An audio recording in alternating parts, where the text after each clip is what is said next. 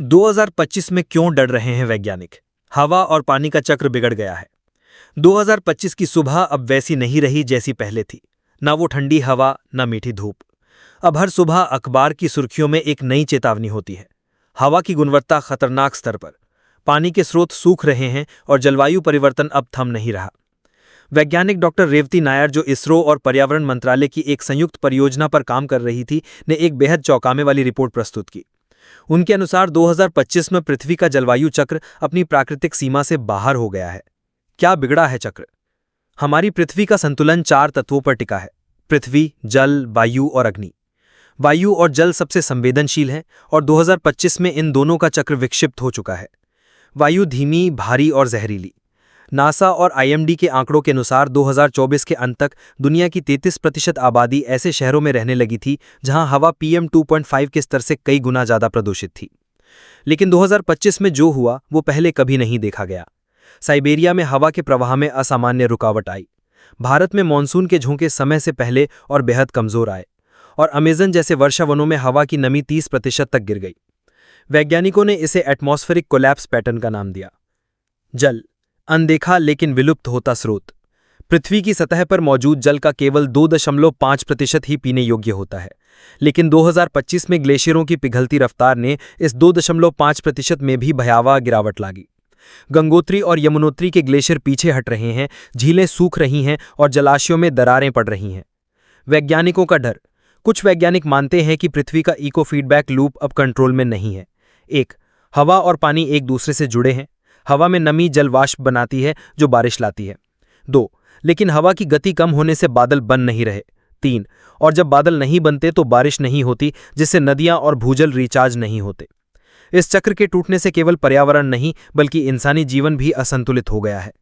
बच्चों में सांस की बीमारियां, बुजुर्गों में हार्ट अटैक और किसानों में आत्महत्या की दर बढ़ी है। पर क्या ये बदलाव अचानक हुआ? नहीं, ये एक धीमी मौत थी जो दशकों से शुरू हो चुकी थी। प्लास्टिक, पेड़ों की कटाई और कार्बन उत्सर्जन जैसे जहर से। पर 2025 में ये जहर अब असर दिखाने लगा। लेकिन सबसे बड़ा डर यह है कि वैज्ञानिकों को अब ये भरोसा नहीं रहा कि ये बदलाव रोका जा सकता है। कई शोधकर्ता अब प्लैनेटरी रिबूट की बात करने लगे हैं, यानी पृथ्वी को खुद को साफ करने के लिए बड़ी तबाही से गुजरना होगा। अगर 3 घंटे के लिए हवा बंद हो जाए तो क्या होगा? सच्चाई रोंगटे खड़े कर देगी। कल्पना कीजिए, एक सुबह आप उठते हैं और अचानक खिड़की से बाहर देखकर कुछ अजीब महसूस करते हैं। पेड़ हिल नहीं रहे, पक्षियों की चहचहा बंद है, पंखा चल रहा है पर बाहर कोई हवा नहीं। हवा बंद हो गई है पूरी तरह से। पहले 10 मिनट, घुटन का पहला एहसास। शुरुआत में आप इसे महसूस नहीं करेंगे, पर 10 मिनट के अंदर हवा में ऑक्सीजन का बहाव इतना कम हो जाएगा कि सांस लेना भारी लगने लगेगा। जिनके पास इन्हेलर है वो तुरंत उसका सहारा लेंगे। बच्चे और बुजुर्ग सबसे पहले प्रभावित होंगे। 30 मिनट बाद तकनीक और जीवन थमने लगता है। हवा का न चलना सिर्फ सांसों तक सीमित नहीं, air condition, ventilator, air purifier सभी फेल होने लगते हैं। गाड़ियों के इंजन जिनमें ऑक्सीजन की जरूरत होती है बंद होने लगते हैं। हवाई जहाज़ों की उड़ानें रद्द, रेलवे ठप और आईसीयू में मरीज तड़पने लगते हैं। 1 घंटा, पैनिक मोड। लोग बाहर निकलने लगते हैं, मगर उन्हें एहसास होता है कि बाहर और भी ज्यादा दमघोटू माहौल है। जनरेटर काम नहीं कर रहे, बैटरी पिघलने लगी है, लोग छतों पर जा रहे हैं, शायद हवा का कोई झोंका मिल जाए, पर व्यर्थ।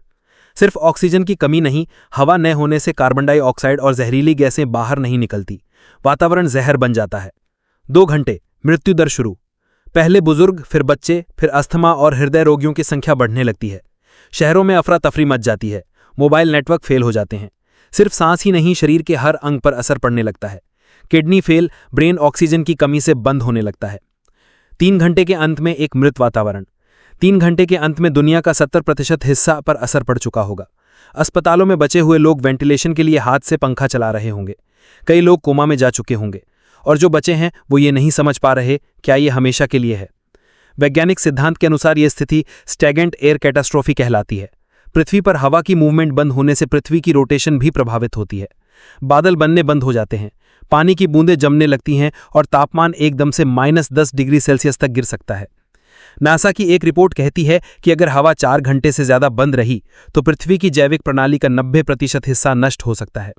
यह सिर्फ कल्पना नहीं, चेतावनी है। धरती पर बड़ा संकट।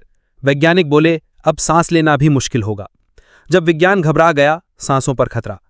साल 2025, तारीख 14 अगस्त, एक रिपोर्ट ने पूरी दुनिया को हिलाकर रख दिया। नासा, इसरो और यूरोपियन स्पेस एजेंसी तीनों ने मिलकर एक चेतावनी जारी की। चेतावनी में लिखा था, अगले 12 महीनों में धरती के वायुमंडल में ऑक्सीजन का स्तर खतरनाक रूप से गिर सकता है। ये गिरावट इतनी तीव्र होगी कि सामान्य इंसान के लिए खुली हवा में सांस लेना भी मुश्किल हो जाएगा। ये कोई अफवाह नहीं थी, ना ही किसी फिल्म की स्क्रिप्ट। ये उस हकीकत का हिस्सा थी जिसकी नींव पिछले 50 सालों में इंसान ने खुद रखी थी। प्रदूषण, जंगलों की कटाई, अंधाधुंध औद्योगिकरण और ग्लेशियरों का पिघलना धरती की सांसें थम रही थी। वायुमंडल में ऑक्सीजन की मात्रा सामान्यतः 21% होती है, लेकिन पिछले 10 वर्षों में ये धीरे धीरे घटती जा रही थी। 2025 के शुरुआत में वैज्ञानिकों ने पाया कि कई बड़े शहरों में ये गिरकर 18% तक आ चुकी थी, जो मानव शरीर के लिए अलार्मिंग है। लेकिन असली झटका तब लगा जब इंडोनेशिया के वर्षावनों में हुए एक रहस्यमयी जंगल की आग के बाद दुनिया का 10% ऑक्सीजन उत्पादन अचानक ठप हो गया। फिर आर्कटिक सर्कल के पास के शैवाल और समुद्री प्लवकों प्लैंकटन्स की अचानक मृत्यु ने स्थिति और भी गंभीर बना दी। ये सूक्ष्म जीव समुद्र की सतह से 50% ऑक्सीजन पैदा करते हैं और अब वो भी मरने लगे थे। वैज्ञानिकों की मीटिंग, इतिहास की सबसे गंभीर चर्चा। संयुक्त राष्ट्र की आपात मीटिंग बुलाई गई। सभी वैज्ञानिक, जलवायु विशेषज्ञ और देश प्रमुख एकत्रित हुए। प्रेस कॉन्फ्रेंस में वैज्ञानिकों ने कहा, यदि अगले 300 दिनों में हमने कुछ बड़ा कदम नहीं उठाया तो दुनिया के कई हिस्सों में सांस लेने के लिए ऑक्सीजन मास्क पहनना अनिवार्य हो जाएगा। खुले में रहना असंभव होगा।